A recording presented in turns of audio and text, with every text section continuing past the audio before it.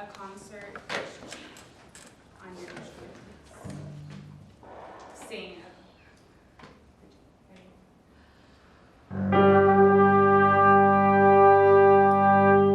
We're going to go up the scale, concert pitch G major, and then down.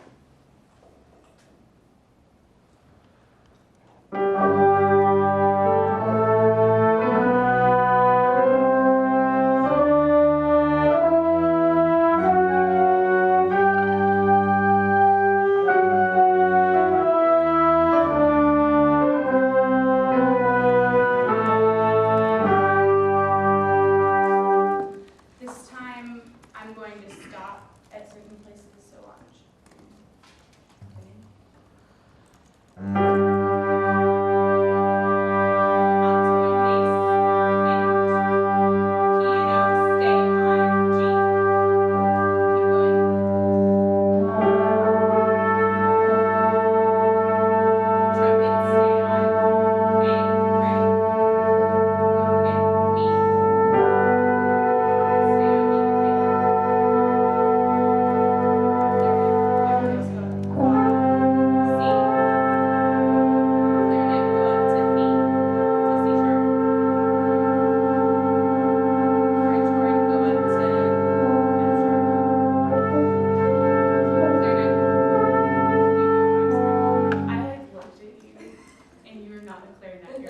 I apologize. Can we try again? That was my bad. Alto bass, piano stay on down, go up. Trumpet stay on right, A, up hit, B, Michaela stay on B, up hit, C, clarinet, go up a half step, French horn, go up a half step. Go up again, so.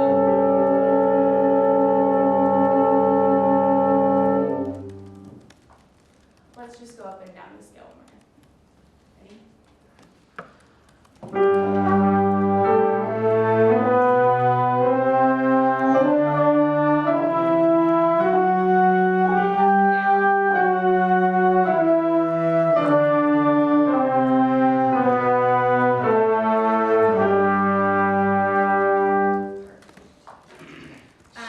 Go ahead and look at your soprano parts, everyone, and look at measures 6 and 7.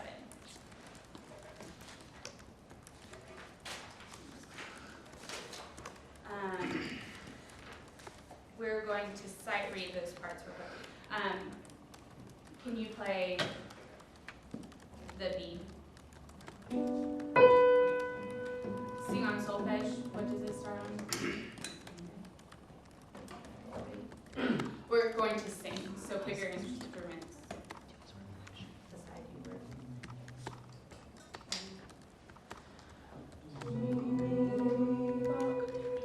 let's do it one more. Can you give the? Can we all sing up and down the scale real quick, just so we know what it is? Start on do.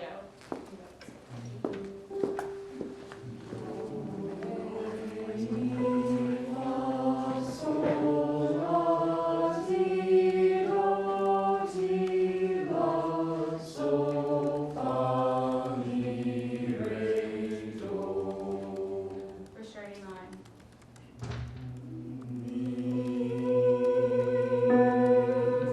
Ready? Starting at 5.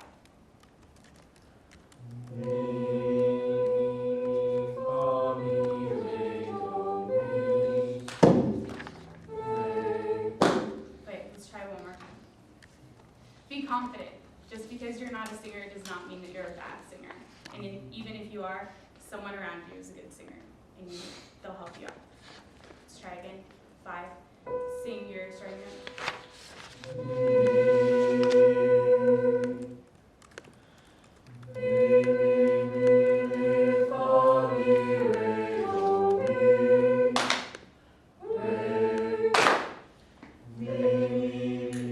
This time, everybody look at your original part, so the original score, and play your own respective parts. be careful of if you have a clap or a stop. 5, at 5. Everybody start on their starting. John, will you play the alto and soprano pitches real quick? Or will you play G and a B?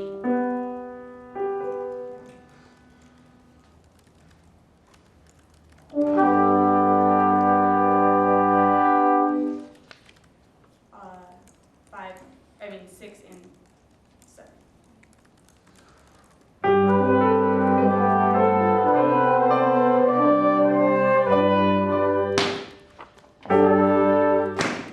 Perfect. I'm glad y'all understood stomping clap, because sometimes it's hard. Let's do it one more time, just to hear each other and listen in and watch my hand, because I am good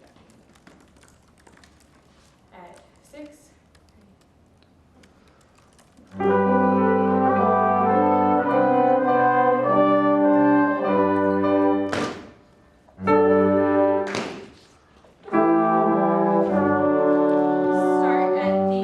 Look at your soprano part this time, and look at measures 4 through 12. In this piece, we're using Ed Sheeran's Photograph, his song Photograph, and then a piece of the Bach Chorale. So we're going to look at the Photograph melody first. It's in the soprano part, measures 4 through 12. We're going to sing again and sight read it. John, will you play the starting note again? We start on, what do we start on? So 4 to the end. I will give you 3.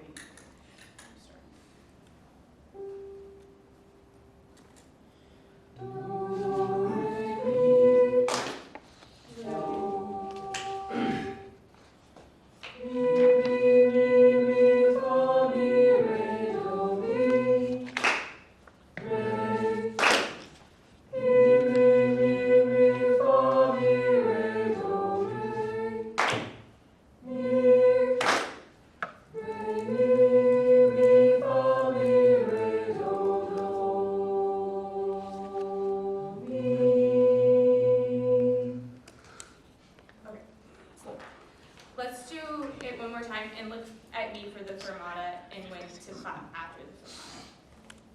Can you give? I'll give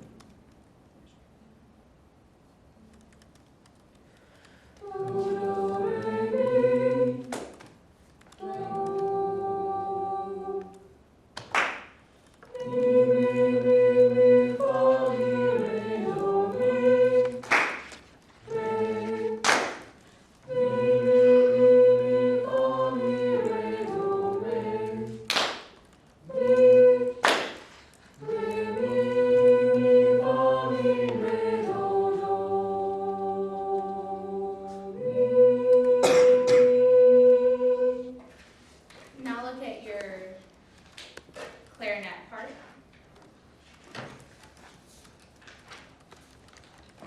At measures 1, all of it, measures 1 through 12. Sing, we're going to sight read it, because this is the Bach melody.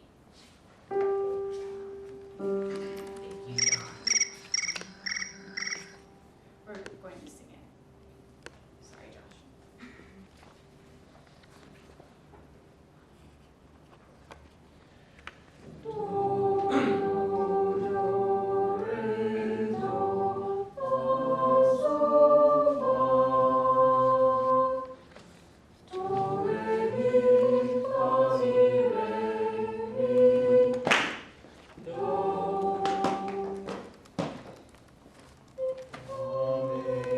Stop.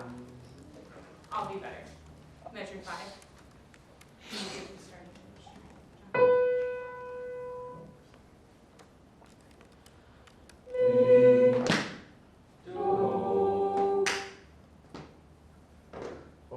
Sorry, one more time. My fault. Mi, do,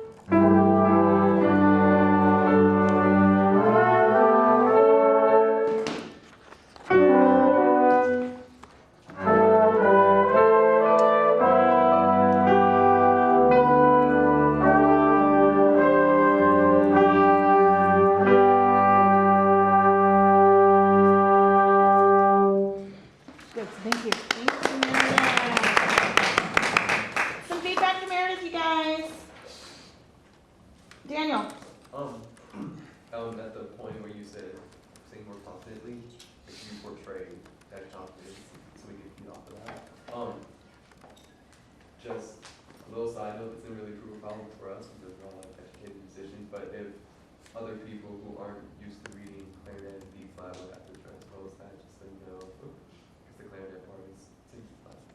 This one, Yeah. Yeah, we have.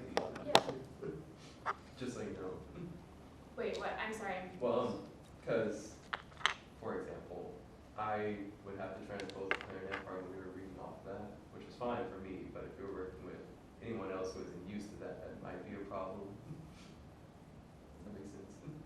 Not all instrumentalists transpose regularly, is one of his points. Well, but she printed it I in concert printed it pitch. off in concert pitch. So that's why I was. It's So Daniel, labeled. were you? It's labeled the clarinet part, but it's a concert pitch. That's, Yes. I wasn't sure. Okay. Oh. So the clarification of your instructions, setting Okay. that up. Okay. Yeah, and I mean, especially, I mean, Daniel raises a good point. I mean, not only are not all instrumentalists the transposing instruments, so that might have confused people, but then also like Daniel, he probably is thinking, I mean, he's an F, so he's like doing like serious mad transposition in his head, not realizing that you had put it in concert Okay. pitch. So just setting that up. If I can go back, I want to piggyback really quickly on what Daniel said about your confidence. Yeah, so it's great that you expect confidence from your students, as you should, right? But you should also make sure you exude that confidence in everything you do, even when things aren't going the way you want them to, right? So exude the confidence in your face, in your verbalizations, your gestures, even when you're not feeling so great. Okay, great. Some more peer feedback, you guys. Zach? So, you noticed that on the fermatas, the note afterwards, Yeah. it kept getting wonky. I think it was because when you cut off, you gave like an extra like prep beat or something like that. So, I'll try to get it before, so that's fine. Yeah, just watch the video and you'll be able to tell what you're doing Yeah. there. It's just that cue wasn't the clearest, so that's why. Yeah. For everybody's benefit on these fermatas, I mean, you can choose to hold them longer or you don't have to. They're really just endings of phrases. But the release is the same as the prep. Okay. And maybe that, I don't remember that situation, but maybe that's where you got mixed up. But you're holding, Bob. Yeah, So and that's, so I was Right. Yeah, instead of giving a prep, Mhm. I was just going. like, you into just it. started, like, Yeah. kinda, and then, yeah. Thank you. Good. Something else for Meredith?